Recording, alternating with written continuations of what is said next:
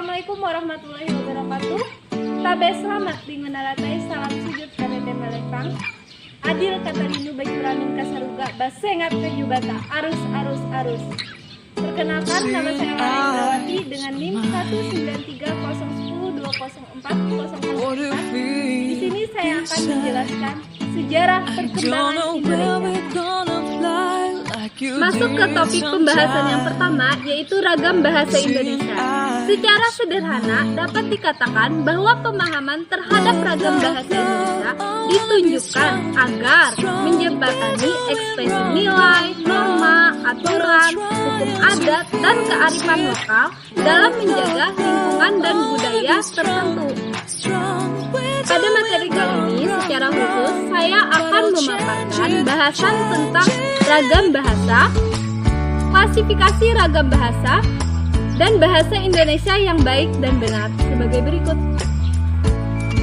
Baik, di sini kita terlebih dahulu harus mengetahui apa itu definisi ragam bahasa. Ragam bahasa diartikan variasi bahasa menurut pemakaiannya.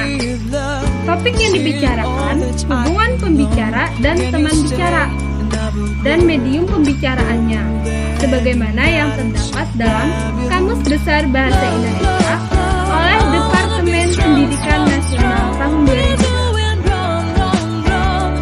Adapun pengertian ragam bahasa dalam berkomunikasi perlu memperhatikan beberapa aspek sebagai berikut.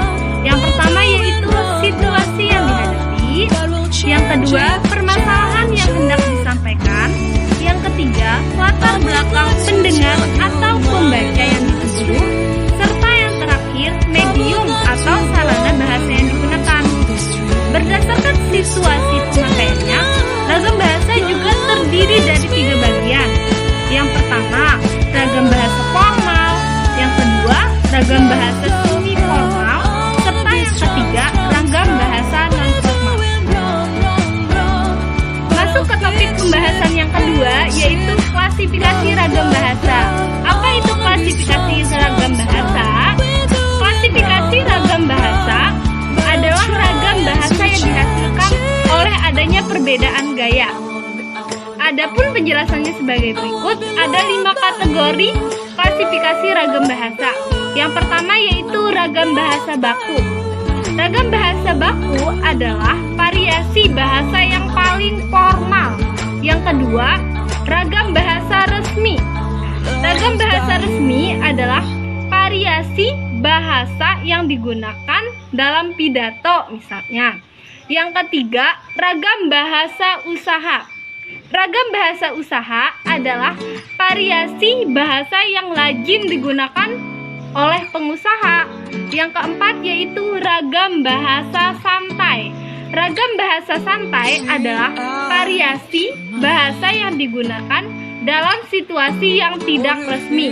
Misalnya, anak remaja yang suka nongkrong di pinggir jalan. Yang kelima yaitu ragam bahasa akrab.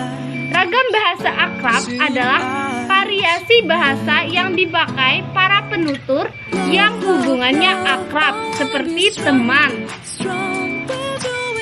Masuk ke topik pembahasan yang ketiga, yaitu laras bahasa. Apa itu laras bahasa? Laras bahasa adalah kesesuaian antara bahasa dan fungsi pemakaiannya. Adapun kategori laras bahasa sebagai berikut, 3 kategori. Yang pertama yaitu laras ilmiah, yang kedua laras bahasa keilmuan, serta yang ketiga adalah laras ilmiah populer. Apa pengertian dari 3 laras tersebut? Yang pertama tadi laras ilmiah. Laras ilmiah adalah sebuah karya tulis ilmiah yang merupakan hasil rangkaian gagasan, hasil pemikiran, fakta, peristiwa, gejala, ataupun pendapat.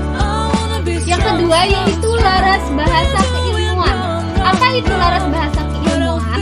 Laras bahasa keilmuan adalah unsur-unsur bahasa yang berlaku dalam situasi formal ataupun resmi. Yang ketiga yaitu laras ilmiah populer. Laras ilmiah populer adalah sebuah tulisan yang bersifat